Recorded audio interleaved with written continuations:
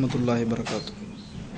அல்ஹம்துலில்லாஹ் இன்னல் ஹம்துலில்லாஹி நஹ்மதுஹு வ நஸ்தஈனுஹு வ நஸ்தக்ஃபிருஹு வ நு'மினு பிஹி வ நதவக்கலு அலைஹி வ நஊது பில்லாஹி மின் ஷுரூரி அன்ஃபுஸினா வ மின் ஸய்யிஆத்தி அமாலினா மை யஹ்திஹில்லாஹு ஃபலா முதில்ல லஹு வ மை யுத்லில்ஹு ஃபலா ஹாதிய லஹு வ அஷ்ஹது அன் லா இலாஹா இல்லல்லாஹு வஹ்தஹு லா ஷரீக லஹு வ அஷ்ஹது அன்ன முஹம்மதன் அப்துஹு வ ரசூலுஹு அம்மா பஅத்.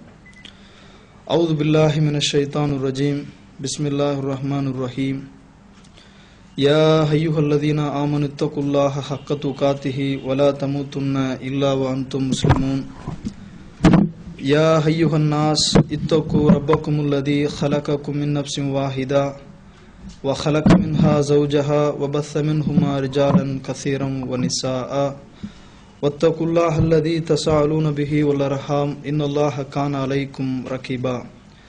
யா அய்யுஹல்லதீன ஆமனு தக்குல்லாஹ வ கூலு கௌலன் ஸதீதா யுஸ்லிஹு லக்கும் அஅமாலக்கும் வ யக்ஃபிர் லக்கும் துனூபக்கும் வ மை யுத்தியுல்லாஹ ரசூலஹு ஃபகத் ஃபாஸ ஃபௌஸன் அஸீமா. فإن أصدق الحديث كتاب الله وحسن الهدي هدي محمد صلى الله عليه وسلم وشر الأمور محدثاتها وكل محدثة بدعة وكل بدعة ضلالة وكل ضلالة في النار. எல்லா புகழும் அல்லாஹு ஜல்ல ஷானுஹு தஆலா ஒருவனுக்கு என்றும் அவனின் அருளும் சாந்தியும் நம் உயிரிலும் மேலான நபிகள் நாயகம் ஸல்லல்லாஹு அலைஹி வஸல்லம் அவர்களின் மீதும் அவர்களின் குடும்பத்தார்கள் அவர்களை அப்படியே பின்தொடர்ந்த சத்திய சஹாபாக்கள் தாபியன்கள் தபா தாபியன்கள் இன்னும் இறுதி நாள் வரை பின்பற்ற இருக்கின்ற ஒவ்வொரு மூமின்களின் மீதும் முஸ்லிம்களின் மீதும் குறிப்பாக இந்த பயான் நிகழ்ச்சியிலே கூடியிருக்கக்கூடிய நம் அத்துணை பேரும் மீதும் அல்லாஹுடைய அருளும் சாந்தியும் என்றென்றும் உண்டாவட்டுமாக. அன்பான சகோதரர்களே, அல்லாஹ்வினுடைய மாபெரும் கிருபையினால் அவனுடைய இந்த மார்க்கத்தை பற்றி பேசுவதற்காகவும் கேட்பதற்காகவும் தங்களுடைய நேரங்களை இறையச்சத்தோடு இணைத்துக் கொள்ள வேண்டும் என்ற ஒரு உயர்ந்த நோக்கத்திற்காக கூடுகின்ற இந்த பயான் நிகழ்ச்சியில் அல்லாஹு தாலா நம்மை எல்லாம் ஒன்று கூட்டியிருக்கின்றான். அல்ஹம்துலில்லாஹ். இந்த நல்ல நேரத்தில் ஈமானை பலப்படுத்தும் சிந்தனைகள் என்ற தலைப்பின் கீழ் ஒரு சில செய்திகளை உங்களுக்கும் எனக்குமாக நான் ஞாபகப்படுத்திக் கொள்வதற்கு ஆசைப்படுகிறேன். பொதுவாகவே இந்த உலகத்தில் அல்லாஹுவால் படைக்கப்பட்டிருக்கக்கூடிய அனைத்து உயிரினங்களும் இருந்து மனிதன் சிறந்து விளங்குவதற்கு காரணம் அல்லாஹு அவனுக்கு வழங்கியிருக்கக்கூடிய சிந்தனை தான். நம்மையெல்லாம் விட உருவத்திலும் சரி, தன்னுடைய உடல் வலிமையிலும் எல்லாவற்றிலும் சில விலங்கினங்கள் சிறந்திருந்தாலும் சிந்திக்கின்ற அந்த ஆற்றலை அல்லாஹ் அதற்கு கொடுக்கவில்லை. நம்மையும் நம்மோடு ஒரு விலங்கினமாக இருக்கக்கூடிய ஒரு யானையும் எடுத்து நாம் ஒப்பீடு செய்தால் அந்த யானை நினைத்தால் நம்மை பிடித்து ஒரு அதிகமான தொலைவிலே வீசி எறியக்கூடிய அளவிற்கு அல்லாஹு தாலா அதற்கு சக்தியை வழங்கியிருக்கிறான். ஆனால் சிந்திக்கின்ற திறமை அதற்கு கிடையாது. கடலிலே செல்லக்கூடிய கப்பல்களை கூட புரட்டக்கூடிய அளவிற்கு திமிங்கலம் என்று சொல்லக்கூடிய அந்த பெரிய மீனிற்கு சக்தி அல்லாஹ் கொடுத்திருக்கிறான். ஆனால் அதற்கு சிந்திக்கக்கூடிய சக்தி இருக்கிறதா? கிடையாது. இப்படி நாம் பல உதாரணங்களை பல விலங்குகளோடு பல உயிரினங்களோடு மனிதர்களை நாம் ஒப்பீடு செய்தால் நாம் உருவத்திலும் சரி, நம்மளுடைய உடல் வலிமையிலும் சரி, சற்று அந்த மிருகங்களை எல்லாம் விட நமக்கு குறைவுதான். ஆனால் அல்லாஹ் நமக்கு சிந்திக்கக்கூடிய மிகப்பெரிய ஒரு அருள் கொடையை கொடுத்திருக்கிறான். இந்த அருள் கொடையை பற்றி அல்லாஹ் சொல்லுகின்றான், வா இந்தௌது நிஅமத்துல்லாஹி லா துஹ்சுஹா. அல்லாஹ்வினுடைய அருள் கொடைகளை நீங்கள் எண்ணினீர்களானால் அதை உங்களால் எண்ணி தீர்க்க முடியாது. அப்ப ஏராளமாக இந்த மனித சமுதாயத்திற்கு அல்லாஹு தஆலா வழங்கியிருக்கக்கூடிய அருள் கொடைகளில் ஒரு மிக முக்கியமான அருள் என்னவென்றால் மனிதனுக்கு சிந்தனை செய்யக்கூடிய திறன். ஒரு இடத்திலே ஒரு புகை வருகிறது என்றால் அங்கு போய் பார்த்துதான் அந்த இடத்தில் தீ பிடித்திருக்கும் என்று மனிதன் சொல்ல மாட்டான். இந்த இடத்தில் நின்று கொண்டு அந்த செயலுக்குரிய காரணம் இதுதான். அப்ப இந்த சிந்திக்கக்கூடிய சக்தியை பெற்றிருக்கக்கூடிய மனிதன் இந்த சிந்தனையின் விளைவாக இவன் செய்திருக்கக்கூடிய சில வேலைகள் இவனே ஒரு புறம் வியந்து போகக்கூடிய அளவிற்கு விஞ்ஞானம் வளர்ந்து நிற்கிறது. எந்த அளவிற்கு? நாம் எல்லாம் பயணித்து வந்திருக்கக்கூடிய இந்த விமானம், இதை அல்லாஹு தஆலா நேரடியாக செய்யவில்லை. மனிதர்களுக்கு வழங்கியிருக்கக்கூடிய சிந்தனை, அவனுக்கு கொடுத்திருக்கக்கூடிய இந்த மூளை, அவனுக்கு கொடுத்திருக்கக்கூடிய இந்த சிறிய உடலமைப்பில் அல்லாஹு தஆலா பலவிதமான அறிவுகளை உள்வைத்து அவனே அதை உருவாக்கி அதில் பயணம் செய்யக்கூடிய அளவிற்கு அல்லாஹ் இந்த சிந்தனைகளை எல்லாம் கொடுத்திருக்கிறான். இதை மனிதன் செய்துவிட்டு நாம் எல்லாம் இன்றைக்கு விமானம் பறக்கின்ற பொழுது அப்படியே சிந்தித்து பார்க்கிறோம், இதை எப்படி மனிதன் செய்திருக்கிறான்? ஒரு சில நூற்றாண்டுகளுக்கு முன்னால் இதை கற்பனையில் கூட நாம் நினைத்து பார்க்க முடியாதே. நமக்கு முன்னாடி சென்றவர்கள் எல்லாம் ஒரு 200 பேர் ஒரு 30 கிலோமீட்டர் அல்லது ஒரு 40 கிலோமீட்டருடைய உயரத்தில் ஒரு குறிப்பிட்ட ஒரு உயரத்தில் பறந்து செல்லுவார்கள் என்று சொன்னால் நம்மை அறிவினர்கள் என்று சொல்வார்கள். அதை நாம் வாழுகின்ற இந்த நூற்றாண்டில் செய்து கொண்டிருக்கிறோம். இப்படி ஒவ்வொரு செயல்களையும், மனிதனுடைய உடலில் இருக்கக்கூடிய முக்கியமான உறுப்பு இதயம், இந்த இதயத்தை வேறொரு மனிதனுக்கு மாற்று அறிவை செய்யக்கூடிய அளவிற்கு, அந்த சிகிச்சை செய்யக்கூடிய அளவிற்கு மனிதனுடைய சிந்தனை திறன் இன்றைக்கு வளர்ந்து நிற்கிறது. இதுபோல் ஏராளமான உதாரணங்களை நாம் அடுக்கிக் கொண்டே போகலாம். எந்த அளவிற்கு இருக்கு? மனிதனுடைய தன்மையே என்னவென்று சொன்னால், எப்படி சுவாசிக்காமல் மனிதன் இருக்க முடியாதோ அதுபோன்று சிந்திக்காமல் மனிதன் இருக்க முடியாது. தூங்கக்கூடிய நேரங்களை தவிர்த்து மற்ற நேரங்களை நீங்கள் ஒப்பீடு செய்தால் மனிதனுடைய மூளை இயங்கிக் கொண்டே இருக்கும். ஒன்று உலக விஷயத்தை நோக்கி இருக்கும், அல்லது இந்த உலகிற்கு நன்மையை பெற்றுத்தரக்கூடிய சிந்தனையாக இருக்கும், அல்லது தீமையை பெற்றுத்தரக்கூடிய சிந்தனையாக இருக்கும், அல்லது மனிதனே தன்னை அழித்துக் கொள்ளக்கூடிய சிந்தனையாக இருக்கும். ஏதாவது ஒரு வகையில் சிந்தித்துக் கொண்டே இருப்பான் மனிதன். நாம சிந்திக்காம இருக்கிறோமா? வேலை பார்த்துக்கிட்டு இருக்கோம், சிந்தனை ஒரு மாதிரி போயிட்டு இருக்கும். நாம சாதாரணமாக உட்கார்ந்து இருப்போம், திடீர்னு மனசுக்குள்ள கவலைகள் வந்துடும், நாம உடனே அதை பத்தி சிந்திப்போம். நாம ஏதோ ஒன்று நினைச்சு நாம ரோட்ல போயிட்டு இருப்போம், ஒரு இடத்தை பார்த்தோம்னு சொன்னா அதன் பக்கத்து எங்களுடைய சிந்தனை போயிடும். அப்ப இந்த சிந்தனை என்பது எப்படி மனிதன் சுவாசிக்காம உயிர் வாழ முடியாதோ சிந்திக்காமல் இருக்க மாட்டான். இப்படி பெற்றிருக்கக்கூடிய இந்த சிந்தனையை நாம் கொண்டிருக்கக்கூடிய இந்த இஸ்லாமிய கொள்கை, அல்லாஹ்வுடைய மார்க்கம், நாம் செய்யக்கூடிய வணக்க வழிபாடுகள், நம்மளுடைய லட்சியங்கள், இதற்காக வேண்டி நாம் எந்த அளவிற்கு செலவிடுகிறோம், இதை நம்மளுடைய வாழ்வில் எப்படி நாம் சிந்தித்து பார்க்கிறோம். நம்மளுடைய சிந்தனை இன்றைக்கு எப்படி இருக்கிறது என்றால், உலகத்திற்காக சிந்திக்கக்கூடிய ஒவ்வொரு சிந்தனைகளும் மிக நன்றாக நம்மளுடைய சிந்தனையில் வருகிறது. எப்படி? நாம ஒவ்வொரு நிமிஷமும் அல்லது ஒவ்வொரு நாளும் எப்படி சிந்திக்கிறோம்? நாம இந்த மாசத்துல இப்படிப்பட்ட ஒரு பொருளாதார சூழ்நிலையில் இருக்கிறோம், நம்ம இனி வரக்கூடிய காலத்தில் எப்படி மாறணும், அதுக்கு என்னெல்லாம் செய்யணும், அதுக்கான முயற்சிகள் எல்லாம் என்ன, இப்படி சொல்லி நாம சிந்திக்கிறோம். இதோட நிக்கிறோமா? நம்மளுடைய குழந்தை குட்டிகளுக்கு நாம சொல்றோம், நல்லா படி, நீ நல்லா படிக்கவில்லை என்றால் உன்னுடைய எதிர்காலம் கஷ்டத்திற்குரியதா ஆயிடும், இந்த வயசுல ஒன்னு நீ சுதாரிச்சுக்கொள், இப்படி நாம சொல்றோம். இப்படி நாம படிக்கக்கூடிய கல்வியாகட்டும் அல்ல செய்யக்கூடிய வியாபாரமாகட்டும், நம்மளுடைய நடைமுறை வாழ்க்கையில ஆயிரம் சிந்தித்துக் கொண்டே இருக்கிறோம். ஆனா இந்த சிந்தனைகள் எல்லாம் தீமை தராத வரைக்கும் பாவம் என்றோ அல்லது இப்படி எல்லாம் இது குற்றம் என்றோ விமர்சிக்கப்படக்கூடியதும் கிடையாது.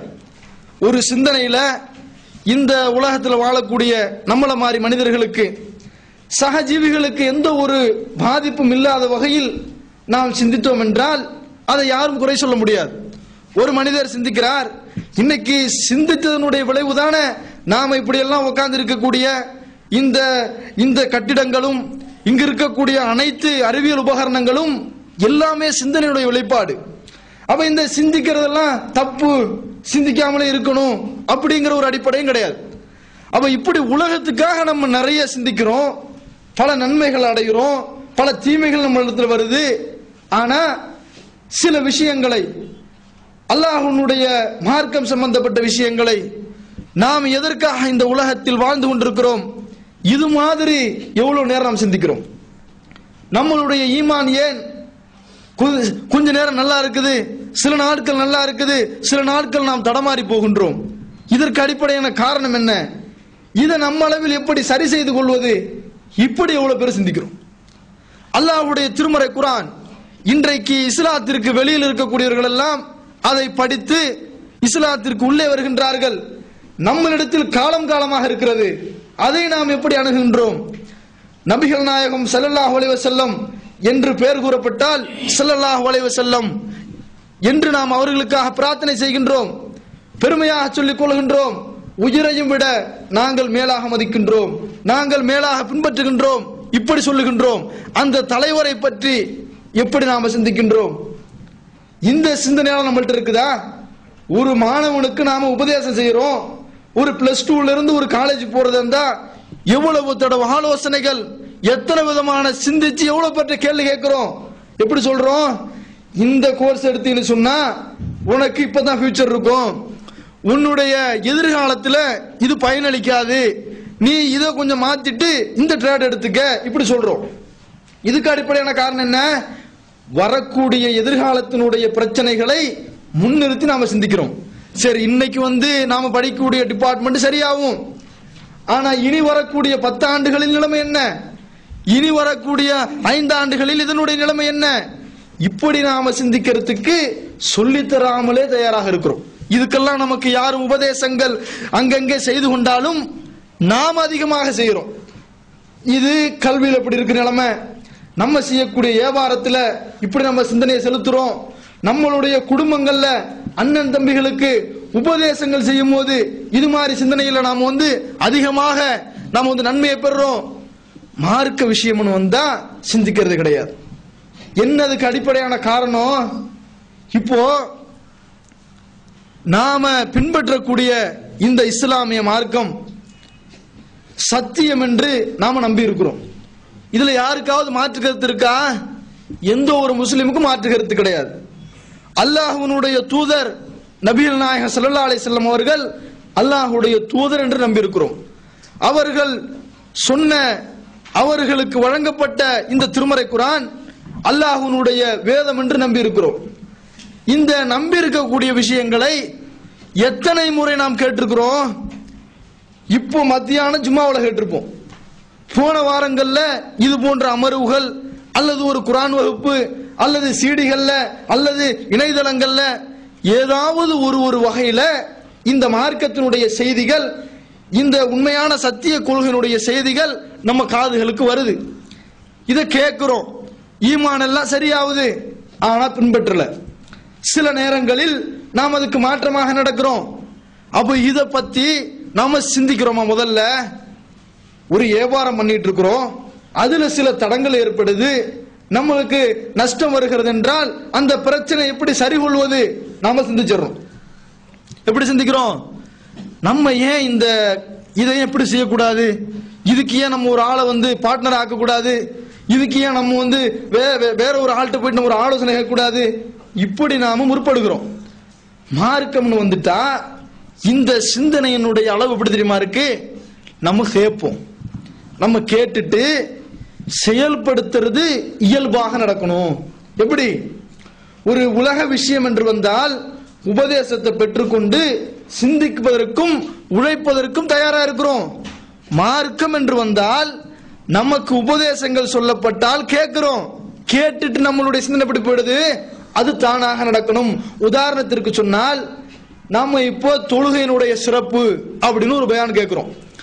அந்த பயான்ல ஃபஜ்ர் தொழுகையை பத்தி அதிகமாக வலியுறுத்தி சொல்லப்படும். இதை கேட்டுட்டு எப்படி நம்ம மனோபாவம் வந்துருது என்றால், நம்ம பயான் கேட்டுட்டோம், காலையில தானா எந்திரிக்கணும். எப்படி காலையில கஷ்டப்படாம எந்திரிச்சிடணும். இது நடக்குமா? நம்ம ஒரு வியாபார நிமித்தத்துக்காக வேண்டி ஒரு இடத்துல ஆலோசனை கேட்கிறோம். அவர் ஒரு ஹாலில் உட்கார வச்சு, நீங்க 1 லட்சம் ரூபாய் இன்வெஸ்ட்மெண்ட் பண்ணணும், இந்த மாதிரி அடிப்படையில் உங்களுடைய வியாபாரத்தை வச்சுக்கொள்ளணும், இப்படி எல்லாம் நீங்க கடின உழைப்பு செய்தால் நீங்க முன்னேற்றத்துக்கு வருவீங்க, இப்படி ஒரு ஆலோசனை கிடைக்குது. இந்த ஆலோசனை கிடைச்சிட்டு இதெல்லாம் தானா நடக்கும்னா நாம முன்னேறுவோமா? நம்ம ஏற்கனவே இருந்தோட கீழே போயிடுவோம். இப்ப பயானுக்கு எப்படி நினைக்கிறோம்? மார்க்க விஷயத்துக்கு, நம்மளுடைய ஈமானுடைய விஷயத்துக்கு எப்படி வந்துடுறோம்? நம்ம கேட்டுட்டோம், காலையில எந்த ஒரு பிரச்சனை இல்லைன்னா போய் தொழுவணும். அப்படி நாமளாக சிந்திச்சு ரொம்ப கஷ்டப்பட்டு எந்திரிக்கிறதா இருந்தா, அது நம்ம 25 வருஷம் பயான் பேசியிருந்தாலும் 25 வருஷம் பயான் கேட்டிருந்தாலும் நம்ம செயல்படுத்த மாட்டோம். அல்லாஹ் தஆலா நம்மளை இந்த திருமறை குர்ஆன்ல சிந்திக்க சொல்றான். எப்படி எல்லாம் சிந்திக்க தெரியுமா சொல்றான்? உலகத்தில் இருக்கக்கூடிய அத்தனை கொள்கைகளையும் தகர்த்து தரமட்டமாக்க ஆக்கக்கூடிய திருமறை குர்ஆன் இருப்பதற்கு காரணம் அல்லாஹ்வுடைய வசனங்கள் அப்படி இருக்கு. எப்படி இருக்குது? இப்போ நீங்க எதையாவது ஒரு கொள்கையில போய் உங்களுடைய கடவுளுடைய பாடு என்ன என்று கேட்டால், இப்படி இப்படிலாம் செய்யணும், இப்படி செய்யணும், இப்படி ஏதாவது ஒரு அர்த்தங்களை சொல்லிவிட்டு அதோடு அதனுடைய வேலை முடிந்துவிடும். இஸ்லாம் எப்படி தெரியுமா சொல்லுது? அல்லாஹ்வை பத்தி சிந்திப்பதற்கு முன்னாடி அல்லாஹ் தஆலா இந்த மனிதர்களை சிந்திக்க சொல்றான்.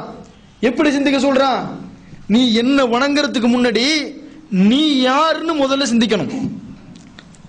ஈமானை பலப்படுத்துவது என்றால் நம்ம கொண்டிருக்கக்கூடிய இந்த கொள்கை, இது நம்மளிடத்துல உறுதியா இருக்கணும். எப்படி இருக்கிறது? உறுதியா இருக்கணும்னு நினைக்கிறோம். அடுத்த நிமிஷம் வெளியில இறங்கி போனா உலக ஆடம்பரங்கள் இந்த நம்மளுடைய எண்ணங்களை அப்படியே அமைக்கி விடுகிறது.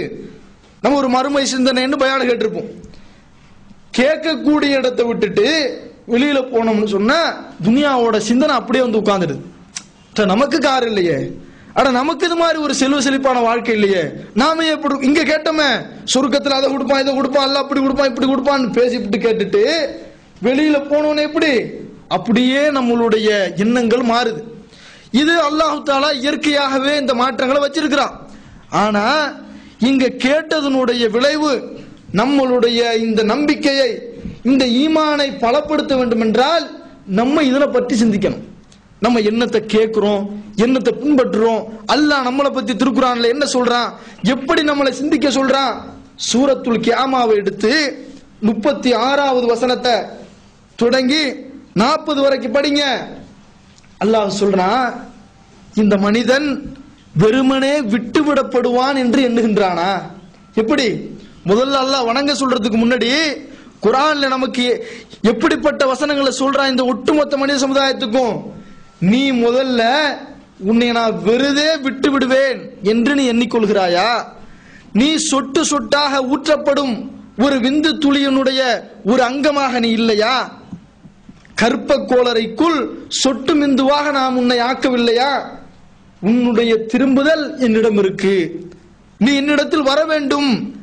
இந்த வசனத்தை அல்லாஹ் 75வது அத்தியாயத்துல சூரத்துல் கியாமால சொல்லி காட்டுறான். இப்ப இதை எதுக்கு சொல்றான்? சும்மா இப்படி கதை கேட்டு போறதுக்கா? கிடையாது. நீ ஒன்ன நல்லா சிந்திச்சு பாரு. இன்னைக்கு வாழ்ந்துகிட்டு இருக்க இந்த உலகத்துல இங்க வர்றதுக்கு முன்னாடி எங்க இருந்த, இனி இங்க இறந்தவர்களாம் எங்கு போனார்கள்? உடல் மண்ணுக்கு போயிடுச்சு, சரி மண்ணா போயிட்டு சொல்லிடுவ. ஒண்ணுமே இல்லாம ஒரு பாசிங் மாதிரி ஒரு ஆத்மா அல்ல ஒரு ரூஹு, ஒரு செயற்பாடு நம்ம இடத்துல இயங்கிட்டு இருக்குது. இந்த சப்தம் இது எங்க இருந்து வந்துச்சு, எங்க போயிருக்குது, இதை யாரு கொண்டு வந்து செயல்படுத்துறா? இதனை சிந்திச்சு பாரு. அல்லாஹ் சொல்றான், உன்னை நான் ஒரு அற்ப பொருளாக வச்சிருந்தன, அதை நீ நல்ல யோசனை பண்ணி, உன்னை படைத்தவன் உன்னை வீணாக விட்டுவிட மாட்டான். நீ இந்த உலகத்துல வாழ்ந்து இப்படியே மரணிச்சு போய் மண்ணோடு மண்ணா போயிட மாட்ட. உனக்கு இனி வேலை இருக்குது. என்ன வேலை இருக்குது? அல்லாஹ் தஆலா சூரத்துல் முல்க்ல சொல்லி காட்டுகின்றான். என்ன சொல்றான்? அல்லதி ஹலக்கல் மௌத்த வல் ஹயாத்த லியப்லுவக்கும் அய்யுக்கும் அஹ்ஸனு அமலா. இந்த மாதிரி ஒரு அமைப்போட உங்களை, ஒரு இந்திரிய துளியினுடைய ஒரு அங்கமாக உங்களை நாம் படைத்தது எதுக்கு? உங்களுக்கு வாழ்வை நிர்ணயித்தது எதற்கு? உங்களுக்கு மரணத்தை நிர்ணயித்தது எதற்கு? நல்ல அமல்கள் செய்வதற்கு. இதோட நிறுத்திடல. இது மனுஷனுக்கு, மனிதனுடைய ஒரு படைப்பை பற்றி, நாம இதுக்கு முன்னாடி இருந்த இடத்தை பற்றி. இன்னைக்கு நாத்திகவாதிகள் சொல்றாங்களே, தானாக பிறந்து விட்டோம், நம்ம தானாக வந்துட்டோம், இயற்கை இது சாதாரணமாக அப்படியே காலங்காலமா இயங்கிக்கிட்டே இருக்குது. இந்த கதையில அல்லாஹ் சொல்லல. நீ உன்னை பத்தி சிந்திச்சு பார். உன்னுடைய இருப்பிடம் எங்க இருந்துச்சு? நீ யாரு? இன்னைக்கு இந்த உலகத்துல உனக்கு என்ன ஆற்றல் இருந்தாலும் இன்னும் அல்லாஹ் இந்த மனிதனை எப்படியெல்லாம் ஒரு அதாவது இவன் புரிந்து கொள்ளணும், இந்த மனித இனம் புரிந்து கொள்ள வேண்டும் என்பதற்கு அல்லாஹ் சில ஏற்பாடுகளை வச்சிருக்கிறான். எப்படி வச்சிருக்கிறான்? இப்போ ஒரு பாம்பு அல்லது ஒரு ஆடு, மிருகங்கள் எல்லாம் இந்த உலகத்துக்கு வந்துச்சுன்னா அதுக்கு சில ஆளுகளுடைய தேவை ஒண்ணு கிடையாது. அதனுடைய தாய் எட்ட போயிட்டா கூட அது வளர்ந்துடும். ஒரு பாம்பு, நல்ல பாம்பு குட்டி போட்டாலே தெரிச்சிரும் சொல்லுவாங்க. எதுக்குன்னு சொன்னா தாயை அதை தின்று விடும். நல்ல பாம்பு குட்டி போட்டா தாயிட்ட இருக்காது, உடனே ஓடி போய் அதனுடைய வாழ்வாதாரத்தை அதுவே தேடிக்கொள்ளும். மனுஷனால முடியுமா? எங்க போறது? இந்த உலகத்துல வந்து உனக்கு புத்தி நல்ல வர்றதுக்கு நீ முதல்ல உன்னுடைய கையால், உன்னுடைய கால்களால் நீ பிழைத்துக் கொள்வதற்கே 10 வருடம் ஆகும். ஒரு ரோட்ல போய் ஒரு யாசகம் கேட்டு பிழைக்கனால எப்படி வேணும்? நடக்கிறதுக்கு காலு, பேசுறதுக்கு அம்மான்னு சொல்றதுக்கு அப்பான்னு சொல்றதுக்கு வாயெல்லாம் கிளியரா வரணும். அப்ப இது வரைக்கும் உன்னை அல்லாஹ் எப்படி வச்சிருக்கிறான்? நீ எந்த மாதிரி இருந்திருக்கிற? ஆனா ஒரு லெவல்ல வந்ததுக்கு பிறகு, நம்மள மாதிரி வந்ததுக்கு அப்புறம் இதை எல்லாத்தையும் அப்படியே நம்மளை விட்டு போயிட்டு இந்த மாதிரி எண்ணம், நாம செய்யறதுதான் வாழ்க்கை, நாம வாழ்றதுதான் வாழ்க்கை, நம்ம வைக்கிறது தான் சட்டம், நம்ம பண்றதுதான் ஆட்சி, நம்ம என்ன வேணா செய்யலாம், நம்ம எப்படி வேணாலும் இருக்கலாம், யார் பேச்சு கேட்காத. எப்படி? மனசாட்சி என்ன சொல்லுதோ அதன்படி வாழ். மனசுக்கு துரோகம் இல்லாம வாழ். உன்னை படைச்சவனை பத்தி சிந்திக்காத. அவன் ஒரு கேட்லாக் கொடுத்தான வேதங்கள், அதை பற்றி சிந்திக்காத. தூதர்கள் அனுப்பினானே, அதை பற்றி கவலைப்படாத. இந்த வட்டத்துக்குள்ள வந்து ஒரு வேளை மாட்டிக்கொண்டாலும் எப்படி? அல்லாஹ் நம்மளை முஸ்லிம் ஆக்கினான்ல, இப்ப வெளியில இல்ல, இந்த கொள்கையினுடைய அமைப்பில் இருக்கக்கூடிய குடும்பங்களில் நீ மாட்டிக்கொண்டாலும் எப்படி எடுத்துக்க? சைத்தான் நமக்கு உள்ள எப்படி சொல்றான்?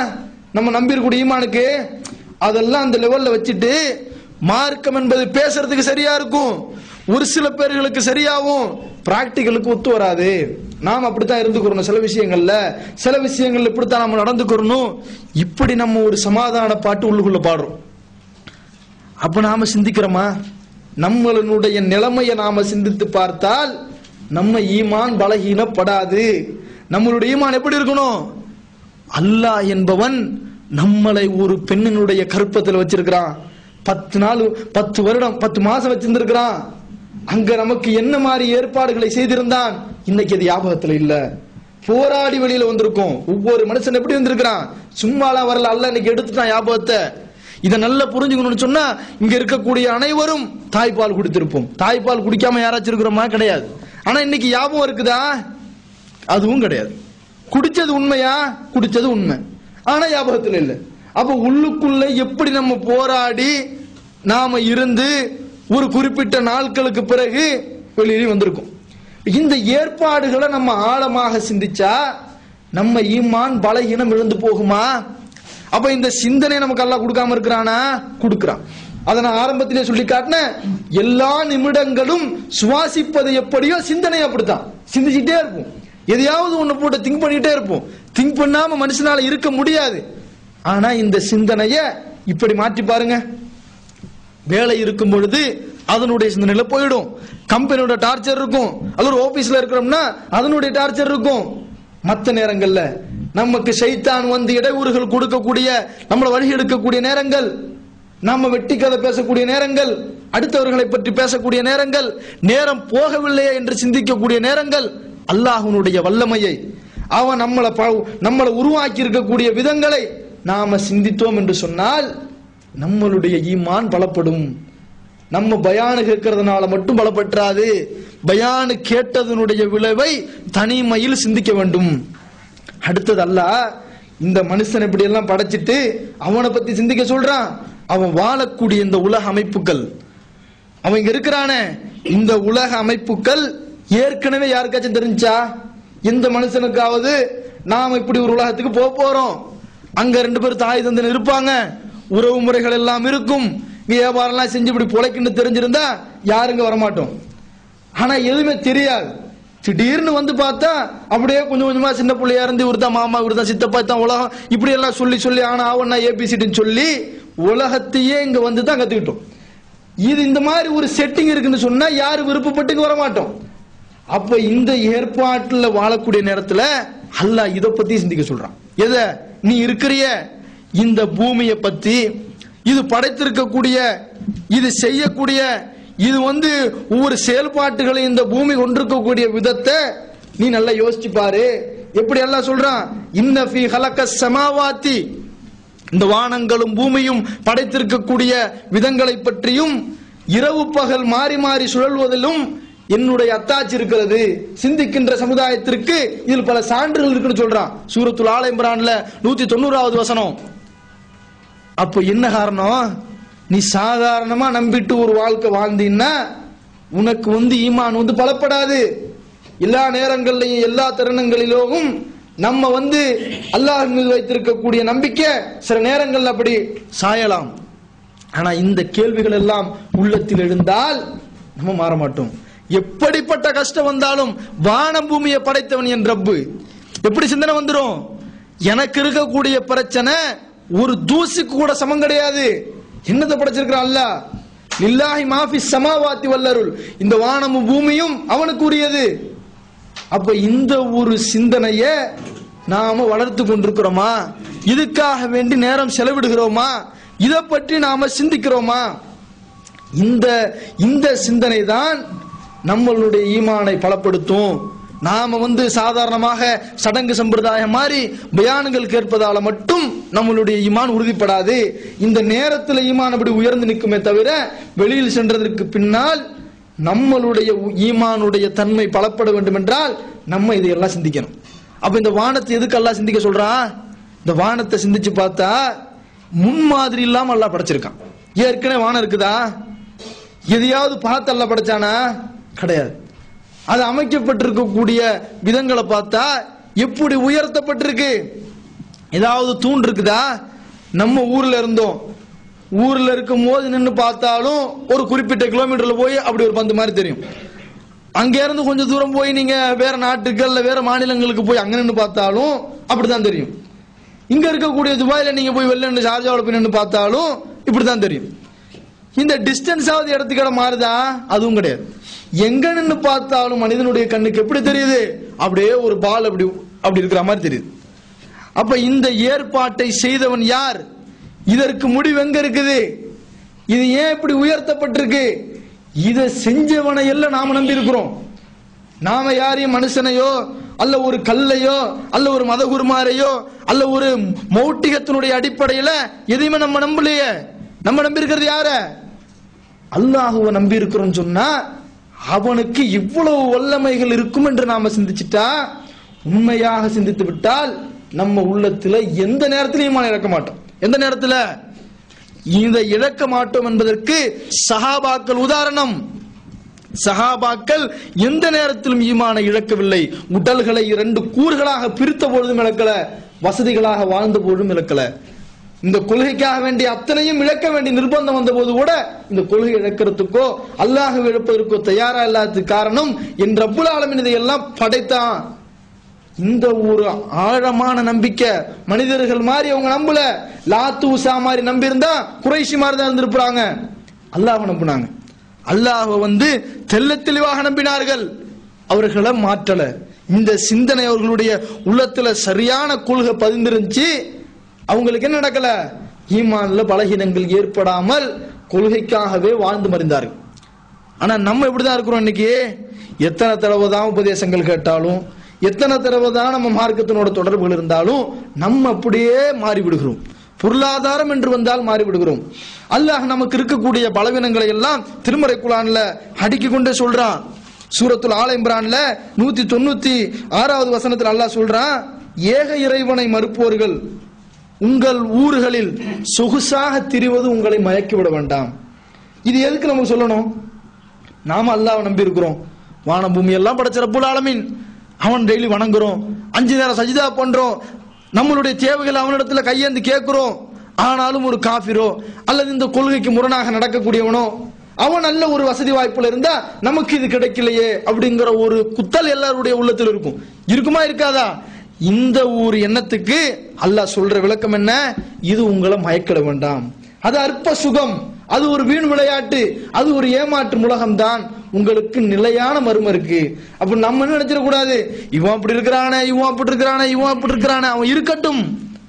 ஆனா இது எல்லாம் படைச்சு நிகழ்த்தக்கூடிய ரப்புல் ஆலமீன் நமக்கு என்ன சொல்லி காட்டுறான்? இது உங்களை மயக்கிட வேண்டாம். இந்த சிந்தனைகளை நாம நல்ல ஆழமாக என்ன செய்யணும்? பதிந்து கொள்ள வேண்டும். அடுத்து அல்லாஹ் சொல்றான், இப்படி ஏராளமான விஷயங்களை வானத்தை பத்தி சிந்திக்க சொன்னது மாதிரி கடல்களை பற்றி சிந்திக்க சொல்றான், ஒட்டகங்களை பற்றி சிந்திக்க சொல்கிறான், உலகத்தில் உயிரினங்கள் ஜோடி ஜோடிகளாக இருப்பதை பற்றியும் சிந்திக்க சொல்றான். இதை எல்லாம் சிந்திக்க சொல்லிட்டு அல்லாஹ்வுடைய அத்தாட்சி அதுல இருக்குங்க. எதுக்கு? கடல்களை பற்றி நம்ம சிந்திச்சா, கடல்களை எப்படி சிந்திக்கிறோம்? எப்படியா நம்ம சிந்திச்சு பார்த்தோம்னு சொன்னா, இவ்வளோ தண்ணீர் யாரு கொண்டு வந்து ஊற்ற முடியும்? இதனுடைய பின்னணி என்ன? அது இந்த கடலை நாம இப்படி பார்த்தாதான் ஒரு ஏதோ ஒரு பாக்ஸுக்குள்ள தண்ணி நிக்கிற மாதிரி இப்படி இருக்கும். ஆனா குளோபல் எடுத்து பார்த்தா கடலுங்கிறதே இப்படி ரவுண்ட்ல தான் இருக்கு. தண்ணியே எப்படி ஒரு பால் மேல சுற்றும் தண்ணியாகவும் சில பகுதிகள் வந்து அப்படியே நீரும் நிலமும் கலந்ததுதான் இந்த குளோபல். அப்ப தண்ணி, இந்த நிலம், நாம வாழ்றது எல்லாம் சேர்ந்து சுத்திக்கிட்டு இப்படி ஒரு அமைப்பை யாருப்பா செஞ்சா? இந்த ஒரு சிந்தனை உள்ளத்துல வந்துட்டா சகோதரர்களே, நமக்கு உள்ளத்துல என்ன வந்துடாது? ஈமான் பலப்படாது. எப்ப இதெல்லாம் நமக்கு பயன் தரும்? நம்ம இப்படி இருந்துகிட்டு இருப்போம், நமக்கென்று ஒரு சோதனைகள் வரும். எல்லா மனிதர்களையும் அல்லாஹ் சோதிப்பான். நம்ம இப்படி நினைச்சிடக்கூடாது. நமக்கு ஒரு தவறான ஒரு எண்ணம் இருக்கு, என்ன தெரியுங்களா? தொழுதா நம்மள சோதிச்சிடக்கூடாது, மார்க்கத்தினோடு அதிகமாக தொடர்பு வைத்துக் கொண்டால் நம்ம சோதிக்கப்படக்கூடாது. அல்லாஹ் தஆலா அப்பதான் கடுமையா சோதிப்பான். நபிகள் நாயகம் ஸல்லல்லாஹு அலைஹி வஸல்லம் அவர்கள் இடத்துல வந்து ஒரு சஹாபி கேட்கின்றார், யா ரசூலல்லாஹ், நான் உங்களை அதிகமாக பிரியப்படுகிறேன், அல்லாஹ்வே நான் அதிகமாக பிரியப்படுகிறேன், நீங்கள் தயாராகி கொள்ளுங்கள் என்றார்கள். எப்படி? இவர் என்ன சொல்றாரு? யா ரசூலல்லாஹ், நான் உங்களை நேசிக்கின்றேன் ஸல்லல்லாஹு அலைஹி வஸல்லம், நீங்கள் ரெடியாகி கொள்ளுங்கிறாங்க. எதுக்கு ரெடியாகி கொள்ளணும்? அல்லாஹ்விடம் இருந்து உங்களுக்கு சோதனைகள் வேகமாக வரும், நீங்கள் அதற்கு உங்களை தயார்படுத்திக் கொள்ளுங்கள். இந்த உலகத்துல சோதனையும் அல்ல நல்லவர்களுக்கு மட்டும் கொடுக்கல, கெட்டவர்களுக்கு மட்டும் கொடுக்கல. நபிகள் நாயகம் ஸல்லல்லாஹு அலைஹி வஸல்லம் அவர்களுக்கு இல்லாத சோதனையா? இப்ராஹிம் அலைஹிஸ்ஸலாம் அவர்களுக்கு இல்லாத சோதனையா? அபூஜஹலுக்கு இல்லாத சோதனையா? எல்லாருக்கும் அல்லாஹ் கொடுத்திருந்தான் சோதனையை. ஃபிரௌனுக்கு எப்படிப்பட்ட சோதனை? அவனை கடைசி வரைக்கும் அவனை ஒரு அநியாயக்காரனா வச்சு எல்லாத்தையும் அவனுடைய வாழ்க்கையில் விளக்கப்படுத்தி கடல்ல போய் நின்றுட்டு அல்லாஹ் ஏத்துக்கிறேன், நானா ஏத்துக்கிறேன். சோதனையான கட்டம் தானே. எல்லாருக்கும் அல்லாஹ் அந்தந்த நேரத்துல சோதனைகளை, கஷ்டங்களை, பிரச்சனைகளை கொடுக்கத்தான் செய்யறான். ஆனா நம்ம உள்ள எப்படி சொல்லுது? என்ன, நம்ம கரெக்டா தானே இருக்கிறோம், நம்ம யாருக்கும் கெடுதல் செய்யலையே, நம்ம டெய்லி கரெக்டா தொழுகிறோம், அல்லாஹ்வை பயப்படுகிறோம், நமக்கு ஏன் இந்த மாதிரி சோதனைகள்? அப்ப நம்ம இதை கொஞ்சம் எல்லாரும் மாதிரி மீடியமா வச்சுக்கிடுவோமே. இப்படியா? இப்படி கிடையாது. இந்த சோதனை வரும்பொழுதும் நாம அல்லாஹ்வை நம்பினால் 2-3 காரியங்களை சாதித்துக் கொள்ளலாம். எப்படி? அல்லாஹ்வுடைய தூதர் சொன்னார்கள், இந்த சோதனை வந்தால் முதலாவது அல்லாஹ்விடத்தில் தௌபா செய்யுங்கள். எப்ப சோதனை நமக்கு வருதோ அந்த சோதனையினுடைய விளைவாக யா அல்லாஹ் என்னுடைய பாவங்களை மன்னிச்சிரு முதல்ல. ரெண்டாவது என்ன? நான் இதை பொருந்தி கொள்றேன், அல்லாஹ் கிட்ட நெருங்கிட்டோம். அடுத்து தேவையானதை கேட்கணும். எப்படி? இதை விட எனக்கு நீ சிறந்ததைத்தான். இப்ப கொடுத்திருக்க ஒரு சோதனை, இந்த சோதனை எல்லாம் விட எனக்கு நீ சிறந்ததைத்தா. அப்ப நாம இப்படி யோசிக்கின்றோமா அல்லது நேரா மாற்றி யோசிக்கிறோம்? நம்ம ஈமான் எப்படி கரெக்டா தொழுதப்ப இருந்த அந்த ஒரு பலம், மார்க்க தொடர்போடு இருந்த அந்த ஒரு பலம், நமக்கென்று ஒரு பிரச்சனை வந்தால் பலகீனப்பட்டுடுது. அப்ப நம்ம இந்த ஈமானை வலுப்படுத்துறதுக்கு இப்படி நம்மளுடைய சிந்தனைகளை அமைத்துக் கொண்டால் நம்மளுடைய சிந்தனை நம்மளுடைய ஈமானை பலப்படுத்தும். அடுத்தது பாத்தீங்கன்னு சொன்னா, கடல்களை இவ்வளோ கடல்களை பற்றி சிந்திச்சா இன்னும் அதுல ஆழமாக சிந்திக்க வேண்டிய விஷயம் என்ன தெரியுங்களா? கடல்ல இருக்கக்கூடிய உயிரினங்கள் எத்தனை உயிரினம் எண்ணி பாத்திர முடியுமா? சாதாரணமாக இந்த ஷார்ஜாவினுடைய ஃபிஷ் மார்க்கெட்டுக்கு போனா தேராவனுடைய ஃபிஷ் மார்க்கெட்டுக்கு போனா, இல்ல நம்ம பகுதிகளில் இருக்கக்கூடிய ஒவ்வொரு மீன் சந்தைகளுக்கு போனா எவ்வளவு மீன், எத்தனை மீன்கள் தினம் தினம் கடலில் இருந்து எடுக்கப்படுகிறது, பாக்கி எவ்வளவு இருக்குது. இதெல்லாம் யாருப்பா படைச்சது? ஒரு நிமிஷம் அப்படியே யோசிச்சா மனுஷனுடைய எண்ணத்துல வராது, கால்குலேட் பண்ண முடியாது. சாதாரணமா இதெல்லாம் சாதாரணமா வந்துருச்சுன்னு சொன்னா, இல்ல இதெல்லாம் யாரோ செஞ்சா அப்படி சொல்லி அலட்சியமா விட்டுட்டு போனா நம்ம மடையன். அல்லாஹ் தான் சொல்றான், அல்லாஹுவை பற்றி பயப்படக்கூடியவர்கள் எல்லாம் அல்லாஹுவை பற்றி அறிந்தவர்கள், முட்டாள்கள் அல்லாஹுவை பயப்பட மாட்டான்னு சொல்றாள். நமக்கு சிந்தனை இல்லைன்னு வச்சுங்களேன், சரியான சிந்தனை இல்லை என்றால் எல்லா நேரத்திலும் அல்லாஹ் பயப்பட மாட்டான். நம்ம என்ன செஞ்சிருவோம், காசு என்று வந்தால் வானம் பூமியை படைச்சவன மறந்துடும். காசுன்னு நமக்கு ஒரு காரியம் வருதுன்னு சொன்னா, இப்ப நம்ம சொல்லிட்டு இருந்தோமே, வானத்தை படைச்சிருக்கான், பூமியை படைச்சிருக்கிறான், இந்த இவ்வளவு பெரிய கேலக்சிகளை படைச்சு அல்லாஹ் அவன் ஆட்சி செய்து கொண்டிருக்கிறாங்கிறத நம்ம சொல்றத, நம்ம கேட்டதை உண்மையா நம்பலன்னா எப்படி ஆயிடும்? காசு ஒரு 10,000 ரூபாய் பெரட்டி விட்டுரும், வானம் பூமியை படைச்சவன மறந்துடுவோம். ஒரு கல்யாண திருமண வாழ்க்கையை தேர்ந்தெடுக்கும் போது இந்த பொருளாதார நப்பை, இந்த ஒரு சாதாரண அற்பமாக கிடைக்கக்கூடிய இந்த கோல்டுகளும், அதே மாதிரி காசு, இந்த ஒரு ஆடம்பர செயல்கள் ரப்புல் ஆலமீன் நாம இவ்வளவு நம்ம கேட்டிருப்போம். அல்லாஹ் இப்படிப்பட்டவனுடைய வல்லமைகள் என்ன, அவன் தண்டிச்சா இப்படி தண்டிப்பான். இதெல்லாம் நம்ம கேட்டு கேட்டு பொருளாதாரம் என்று வந்தால் சரியாக நம்பவில்லை என்று சொன்னால் நம்ம ஈமான் சரியா இருக்காது. நம்ம ஈமான் எப்படி ஆயிடும்? பலமிழந்ததாயிடும். நம்ம நல்ல உறுதிப்பாடா இருந்து பொருளாதாரம் அதைத்தான் உனக்கு சோதனை. நம்ம நல்லா இருப்போம், அல்லாஹ்வை நம்பி இருப்போம், உழைச்சி சம்பாதிக்கணும், உழைக்காத காசுக்கு ஆசைப்படக்கூடாது, எல்லாம் நம்பி இருப்போம். அப்படி கொஞ்சம் காசை பார்த்துட்டோம் என்று சொன்னால் இது அத்தனையும் பொய்யாக நடந்தால் அதுதான் நமக்கு அல்லாஹ் சோதனையா கொடுத்து. அதை வென்று எடுக்கலன்னு சொன்னா நீ நம்புனது எந்த லெவல்ல? நீ அப்ப இன்னொரு 1 லட்சம் கொடுத்து அல்லாஹ் வணங்க மாட்ட. உனக்கு சாதாரணமா ஒரு பொருளாதாரம் கிடைக்கும் போது நீ இதை விட்டு மாறுகிறாய் என்றால் உனக்கு இன்னும் கொஞ்சம் கொடுத்தா என்ன நிலைமை? நீ இந்த மார்க்கத்தை விட்டுருவ. ஆனா சஹாபாக்களை வாழ்ந்து காட்டினார்கள் சொன்னனே, அப்படியே வாளினுடைய முனையில உயிரை வைத்துக் கொண்டு கேட்டார்கள். இப்படி ஒரு சம்பவம் வருது. ஹுபைப் ரலியல்லாஹு அவர்கள் மக்காவுல ஆரம்ப காலகட்டத்தில் கழுகு மரத்துல முதலாக ஏற்றிய மனிதர். கழுகு மரத்துல ஏற்றி கட்டி வச்சுட்டு அபு சுஃபயான் அப்போது இஸ்லாத்திற்கு வரல, அப்போ ஒரு காபிராக இருக்கிறார்.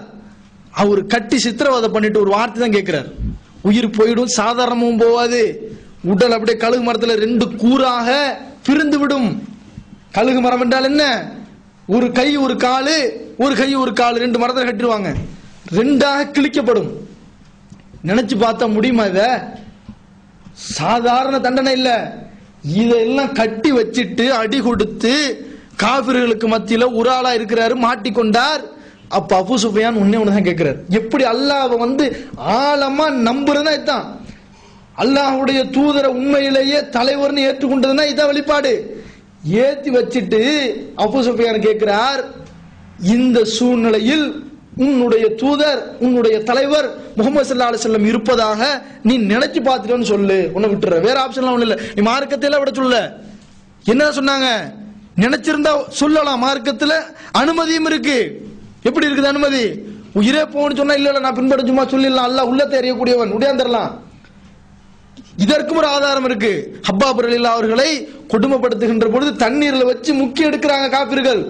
அப்ப அவர் ஒரு விதமான வார்த்தையை சொல்லி விடுகிறார், அங்கிருந்து தப்பிச்சு விடியா நபி ஸல்லல்லாஹு அலைஹி சொல்றாங்க. நபிகள் ஸல்லல்லாஹு அலைஹி வஸல்லம் சொல்லுகிறார், நான் இந்த மாதிரி செஞ்சிட்டேன் யா ரசூலல்லாஹ், உன்னுடைய உள்ளத்துல எப்படி இருந்துச்சு? உள்ளத்துல அல்லாஹ்வை நம்பி இருந்தேன், அல்லாஹ் போதுமானவன்னு சொல்றாங்க. அல்லாஹ் உன்னுடைய உள்ளத்தை பார்க்கறான் போன். ஆனால் ஹுபைப் அப்படி செய்யல. என்ன சொல்றாரு? என்னுடைய தூதருடைய கால்ல ஒரு முள் தைப்பதையே நான் விரும்பாதவன், இந்த சூழ்நிலையில நீ கற்பனை பண்ணி பார்க்க சொல்றியான்னு சொல்றாரு. இத கேட்ட அபூ சுஃபியான் என்னமா செய்றாரு? கையில இருந்த அந்த வாளை அப்படியே தூக்கி எறிஞ்சிட்டு, இந்த முஹம்மதுடைய தோழர்கள் நேசிப்பது போன்று உலகத்துல யாரையும் நேசிக்க மாட்டாங்க சொல்லிட்டு போறார். இதுக்கு காரணம் என்னன்னா, அல்லாஹுவும் மறுமையும் அப்படி நம்பிருச்சு உள்ளத்துல. அவங்க இந்த மாதிரி இன்னைக்கு அறிவியலாளர்கள் ஒன்னு கேலக்சி எல்லாம் படம் முடிச்சு கம்ப்யூட்டர் எல்லாம் போட்டு இப்படி எல்லாம் இருக்கு, இதுக்கு பின்னால படைப்பாளன் இருக்கிறான் என்பதை சொல்லாமல் சொல்லிக் கொண்டிருக்கிறார்கள். அன்னைக்கு அப்படிப்பட்ட ஒரு அறிவியலும் கிடையாது. ஆனா நம்புறாங்க. நம்ம இன்னைக்கு எதை தான் சொல்றோம்? இதை கேட்கிற நம்ம இப்படி எல்லாம் சிந்திக்கணும், இப்படியெல்லாம் தங்களுடைய சிந்தனைகளை வளர்த்து கொள்ள வேண்டும்.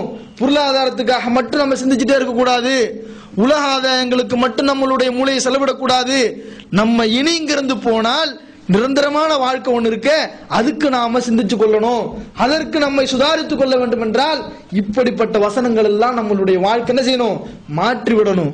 மாற்றாத பட்சத்தில் நாம போனோம்னு சொன்னா நம்ம சிந்திச்சது சரியல்ல, நம்ம பின்பற்றினது பிரயோஜனம் இல்லாம ஆயிடும். அப்ப அவர்களுக்கு உயிரை வாழ்முனையில வைத்துக் கொண்டு கேள்வி கேட்கப்பட்டாலும் அவர்கள் நம்பினார்கள். அவர்களுக்கு ஈமான் பலகீனம் அடைந்து போல. ஆனா நம்ம இன்னைக்கு எப்படி இருக்கிறோம்? நம்ம சூழ்நிலை எப்படி இருக்குது? நமக்கு ஒரு பொருளாதார கஷ்டம்னு சொல்லி நம்ம யோசிக்கிறோமே. அல்லாஹு தஆலா நபிகள் நாயகம் ஸல்லல்லாஹு அலைஹி வஸல்லம் அவர்களை எப்படி சோதிச்சான்? குர்ஆன்ல ரஹ்மத்துல் ஆலமீன் சொல்றான், ஆகிரத்துல எல்லாரையும் விட அதிகமான தரஜாக்களை பெற இருக்கிறாங்க. இப்படியெல்லாம் இன்றைக்கு சொல்லக்கூடிய பாங்குகள், சொல்லக்கூடிய இக்காமத்துகள், எவ்வளவோ பேர்களுடைய ஸலவாத் துவா சொல்லிக் கொண்டே இருக்கிறது. முஹம்மதுடைய புகழ அல்லாஹ் தஆலா இந்த உலகத்துல அப்படியே நிலைபெற செய்யறான். எப்படி திருமறை குர்ஆன்ல வாக்களித்தானோ உங்களுக்கு உங்களுடைய புகழை நாம் உயர்த்துவோம் என்று இன்னைக்கு அல்லாஹ் அதை கொடுத்து கொண்டே இருக்கிறான். அப்படிப்பட்ட முஹம்மது ஸல்லல்லாஹு அலைஹி வஸல்லம் அவர்களை 3 நாட்கள் எல்லாம் தொடர்ந்து அடுப்பெரிக்காத வறுமை, சாப்பிடாம அப்படியே பட்டினினாலேயே வெளியில வந்த ரீசன், பட்டினி மட்டுமே காரணமாக வைத்து வீட்டை விட்டு வெளியே வந்தார்கள். நமக்கு இன்னைக்கு அப்படி இருக்குதா சூழ்நிலை? அப்ப நம்ம என்ன செஞ்சிருக்கிறோம்? நம்ம சில நேரத்தில் நம்ம இப்படி இருக்கோம் அப்படி இருக்கிறோம், நமக்கு ஒன்றும் நடக்கல, இதெல்லாம் கிடையாது. எப்படி நல்ல சிந்திச்சுக்கிறோம்? அல்லாஹ்வுடைய தூதரை அல்லாஹ் தஆலா சோதனைக்கு உட்படுத்திருக்கிறான், கஷ்டங்களை கொடுத்திருக்கிறான். இந்த கொள்கைக்காகவும் அவர்கள் சாதாரணமாவா ஏதோ ஈஸியா அப்படியே லேக்ஸரிஸா இந்த கொள்கை அப்படியே வளர்த்து விட்டு போனாங்களா? எவ்வளவு பாடு! அல்லாஹ்வுடைய தூதரனுடைய தலைக்கு 100 ஒட்டகம் என்று அறிவித்தார்கள் குறைஷிகள். இப்படியெல்லாம் தலையை எடுக்கிறது. இப்ப சொல்றமே, நீ தௌஹீத பேசினா ஊர் விளக்கம் மட்டும், ஊர் விளக்கலாம் கிடையாது, தலைக்கே என்னதான் 100 ஒட்டகம் பரிசாக என்றால் அந்த பிரச்சனை சாதாரண பிரச்சனையா? இதையெல்லாம் எதிர்த்து பதுங்கி கஷ்டங்கள் பட்டு தோழர்களோடு ஹிஜ்ரத் செய்து எவ்வளவோ தியாகங்கள். இந்த தியாகங்களுக்கு மத்தியிலாம் தான் நாம இன்னைக்கு அழகாக இந்த மாதிரி ஒரு அறையில உட்கார்ந்து பேசக்கூடிய இந்த இஸ்லாம் நம்ம கையில கிடைச்சிருக்கு. நம்ம இன்னும் ஒரு துளி வேர்வையை கூட இழக்கல. இன்னைக்கு அல்ஹம்துலில்லாஹ் வேர்த்தினா ஏசியை போட்டுறோம். நம்ம என்ன கஷ்டப்பட்டிருக்கிறோம்? ஒன்னும் செய்யல. அப்ப இதெல்லாம் நம்மளுடைய மன சிந்தனையில கொண்டு யோசிச்சு பார்த்தோம்னு சொன்னா நம்ம ஈமான்ல அடிபலகீனத்தனத்துல இருக்கிறோம். நம்ம கிட்ட இன்னும் உறுதிப்பாடுகள் வரல. நம்ம ஏதோ 5 நேரம் போய் பள்ளிவாசல்ல ஒரு முஸ்லிம்ங்கிற அடையாளத்துக்கு தொழுகிறோம், ஆனா அந்த தொழுகை கூட நம்மளுடைய வாழ்க்கையில மாற்றத்தை ஏற்படுத்தல. நம்ம யாரு முன்னாடி நின்று அல்ஹம்துலில்லாஹி ரப்பில் ஆலமீன் நம்ம ஓதுறோம், அவனை பத்தி என்ன சொல்றோம், அவங்ககிட்ட என்னத்தை கேட்கிறோம், நம்ம சிந்திக்க மாட்டேங்கிறோம். எதுக்காக வேண்டி நம்ம குனிகிறோம், எதுக்காக வேண்டி சஜிதா பண்றோம், என்னத்தை அத்திஹியாத்துல ஓதுறோம், கடைசியா ஒரு பிரார்த்தனை செய்யறோமே, அது எங்க கொண்டு போய் நம்மளை நிறுத்த போகுது?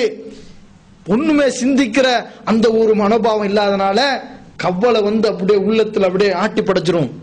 மனிதனுடைய உள்ளம் எப்படி தெரியுமா? ஒரு அறிஞர் கூட சொன்னா, மனித மனம் ஒரு குரங்குன்னு பாஞ்சு கொண்டே இருக்கும். அப்படியே 5 நிமிஷம் நல்லா இருப்போம், 5 நிமிஷம் கவலை வந்துடும், 5 நிமிஷம் சந்தோஷமா இருப்போம், 5 நிமிஷம் கெட்ட சிந்தனைகள் வரும்.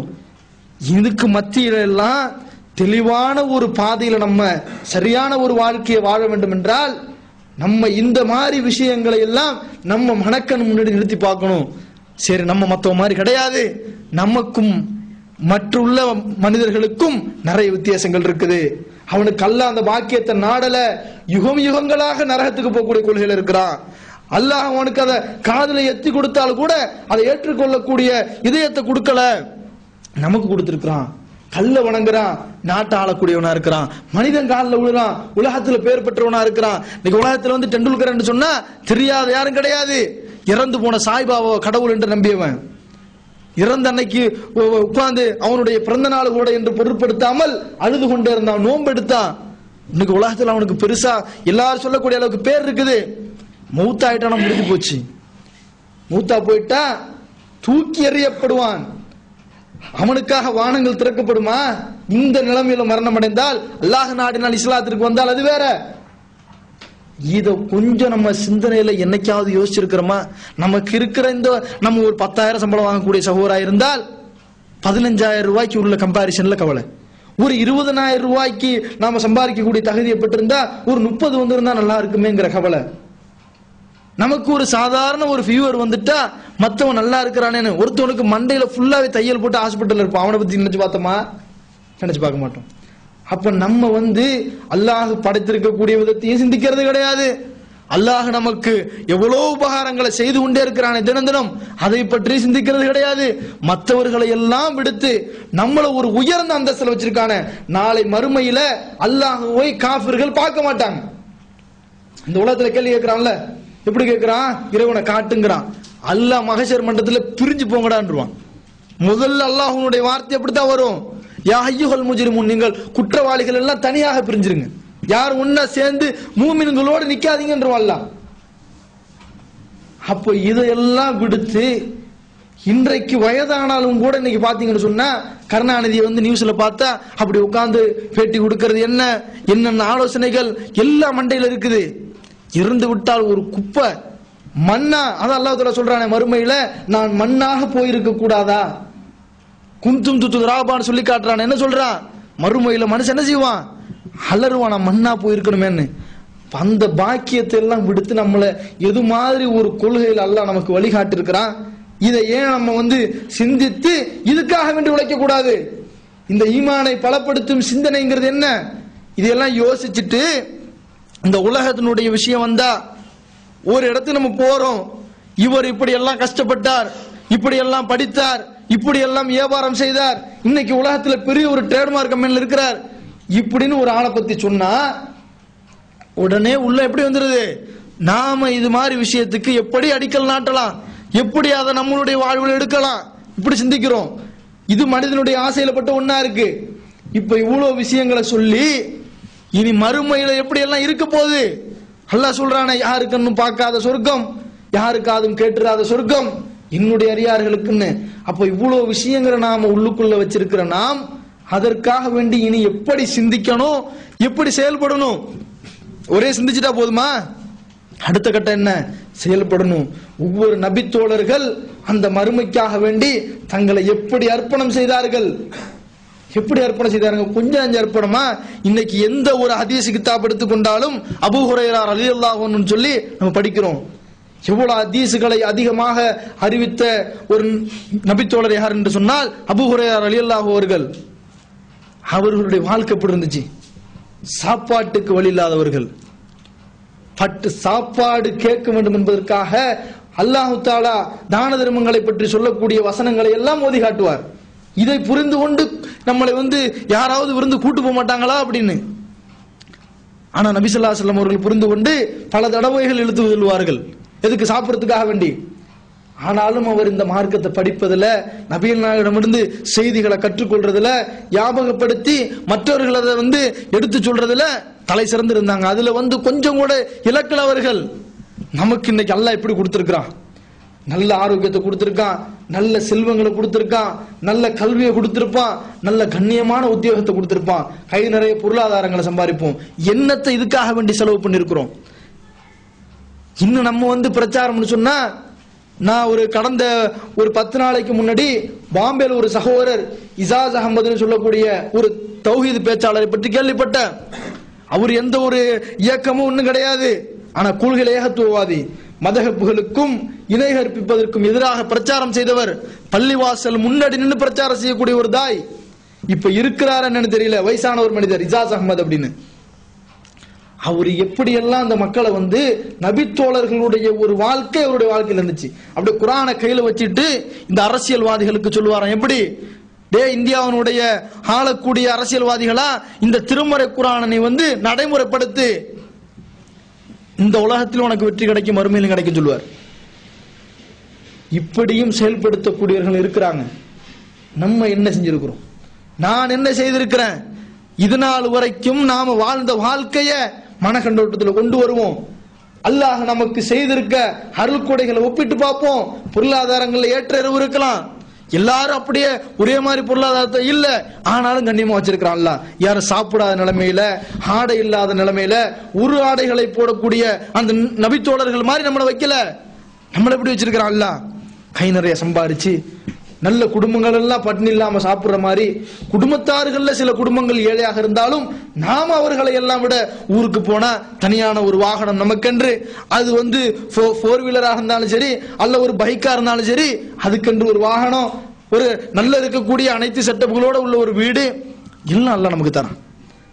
இவ்வளவு எல்லாம் பெற்றிருக்கிறோம்ல, இன்னத்தை இழந்திருக்கிறோம். இன்னத்தை இழந்து என்னத்தை கணக்கு போட்டு யோசிச்சிருக்கிறோம். இந்த யோசனைகள் வந்துட்டா தானாக மார்க்க பணிகளுக்கு ஓடுவோம். ஈமான் உறுதிப்பட்டு விட்டு என்று சொன்னால் நம்மளை யாரும் நம்மளை பின்னுக்கு அழைக்க வேண்டாம். அப்படி ஒரு இது மாதிரி ஒரு செட்டிங் கிடைக்கலையா, தனியாக செய்வோம். யாருக்காவது போனை போட்டு இந்த மார்க்கத்தை சொல்லுவோம், மார்க்கத்தை பத்தி பேசுவோம், மார்க்கத்தை பற்றி கவலைப்படுவோம். ஒருத்த மதகுபடி தொழுகிறான்னா அவனை பார்க்கும் போதெல்லாம் நமக்கு ஒருத்தன் ஏன் இப்படி தொழுகிறான். யாரையாவது ஒரு மாற்று மத சகோதரை பார்த்தால் இவர் நமக்கு இவ்வளவு நண்பரா இருக்கிறாரு, அல்லாஹ் ஒரு வாழ்க்கையில் இஸ்லாத்தை தரலையே, இது சொல்லணுமே, இந்த கவலை ஏற்படும். இது நமக்கு ஏற்படுதா? நம்ம நம்மளுடைய எல்லா சிந்தனைகளையும் இந்த உலகம் என்று தான் நாம சிந்திச்சுட்டு இருக்கோமே தவிர, இப்படிப்பட்ட ஒரு படைப்பினத்துக்கு மத்தியில அல்லாஹ் நம்மளை இப்படி படைச்சிருக்கிறான், இவ்வளவு செட்டிங்களை வச்சிருக்கிறான். நான் இன்னும் இந்த கேலக்சிகளை எல்லாம் பத்தி சொல்லல, நட்சத்திரங்களை எல்லாம் பற்றி ஆய்வு செஞ்சு படிச்சா நம்மளால இப்ப கற்பனை பண்ண முடியாது. நாம நட்சத்திரம்னா புள்ளி நினைச்சிட்டு இருக்க மாதா? நாம வாழ்ற இந்த பூமிய ஒரு நட்சத்திரத்தினோடு ஒப்பீடு செய்தால் இந்த பூமி ஒரு தூசி. கல்பனா சாவ்லா சந்திர மண்டலத்துக்கு போனப்ப இந்தியாவுல இறங்கி சொன்ன பதில் என்ன பதில்? இந்த பூலோகத்தை, இந்த பூமிய நான் ஒரு பீஸ் ஆஃப் டெஸ்ட் அப்படின்னு சொன்னா, ஒரு தூசியினுடைய ஒரு பாகம்னு. நட்சத்திரங்கள் எப்படி இருக்கு? ஒரு பெரிய ஒரு ஃபுட்பாலை வச்சுட்டு ஒரு கையில ஒரு ஒட்டடை தூசி எடுத்துட்டா இந்த ஃபுட்பால் நட்சத்திரம். கையில இருக்கக்கூடிய இந்த தூசி கூட சமம் கிடையாது இந்த உலகம், நாம இருக்கக்கூடிய இந்த பூமி. அப்ப இதுல எத்தனை குடும்பங்கள் இருக்கு, ஒவ்வொரு குடும்பங்களையும் அதாவது ஒட்டப்பாதையில் அல்லாஹ் தஆலா இயக்கி கொண்டிருக்கிறான். இவ்வளோ செட்டிங் எல்லாம் போட்டு படைச்சவன் இருக்கிறான், இவ்வளோ எல்லாம் படைக்கப்பட்டிருக்கு. அதுக்கு மத்தியில நம்ம ஒரு வாழ்க்கை வாழ்ந்துகிட்டு இருக்கிறோம். இந்த கொள்கையும் நமக்கு தெளிவாக்கப்பட்டிருக்கு. அல்லாஹ் நமக்கு இறைவன் என்று தெளிவாக்கப்பட்டிருக்கு. அல்லாஹ்வுடைய தூதர் முஹம்மது நபி ஸல்லல்லாஹு அலைஹி வஸல்லம் என்று தெளிவாக்கப்பட்டிருக்கு. அல்லாஹ்ட்டேந்து வந்த வார்த்தை தான் இதுன்னு சொல்லி இதுவும் நம்ம கையில கிடைச்சிருக்கு. அதை எந்த பிரச்சனையும் இல்லாம நம்பிக்கை கொள்ளக்கூடிய ஒரு குடும்பத்தார்களாகவும் இருக்கிறோம். ஆனா என்னதான் பிரச்சனை? செயல்பாடுகள்ல நமக்கு சோம்பேறித்தனம், அதனுடைய நாட்டம் வராது. மார்க்கம் என்று வந்தால் ஒரு படி பின்னாடி யோசிக்கிறது. இந்த மாதிரி ஒரு சிந்தனை நம்மளுடைய வாழ்வுல ஏற்பட்டுச்சுன்னு சொன்னா நம்மளுடைய ஈமான் பலகீனம் அடைஞ்சிரும். நம்ம ஈமான் எப்படி ஆயிடும்? கொஞ்சம் கொஞ்சமாக சிந்திச்சு பின்னாடி போண்டோம் என்று சொன்னால் தொழுக அதுல கொஞ்சம் குறையும், கொஞ்சம் உறுதி அதுல கொஞ்சம் குறையும். அப்புறம் அப்படியே பொருளாதாரம் கொடுக்கல் வாங்கல் ஒன்று ஒன்றாக குறைந்து ஷைத்தான் எதை விரும்புகின்றானோ அதை விரும்பக்கூடிய மக்களாக நம்ம ஆயிடுவோம். நம்மளுடைய சிந்தனைகள் எப்படித்தான் வைக்கணும்? இங்க பேசக்கூடிய எந்த ஒரு உரையாக இருந்தாலும் இது நமக்கு தெளிவுபடுத்துறதுக்கு தான், இது மாற்றத்தை கொண்டு வரதுக்கான ஒரு அடிப்படை தான் தவிர இதெல்லாம் தானாக வளர்ந்துடாது. நம்ம என்ன செய்யணும்? நல்ல நம்மளுடைய மனக்கண்ணில் சிந்திக்கணும். அதுக்காக வேண்டி நாம செயல்படுறதுக்கு ஒவ்வொருத்தரும் சிந்திச்சு அதுக்கான வழிமுறைகளை தேடிக்கொள்வதற்கு அல்லாஹ் ரப்பல் ஆலமீன் நம்ம அனைவருக்கும் அருள் செய்வானாக என்று கூறி இந்த உரையை நான் நிறைவு செய்கிறேன். வாஹிர் துவானா அல்ஹம்துலில்லாஹி ரப்பில் ஆலமீன். அஸ்ஸலாமு அலைக்கும் வரஹ்மத்துல்லாஹி வபரகாத்துஹு.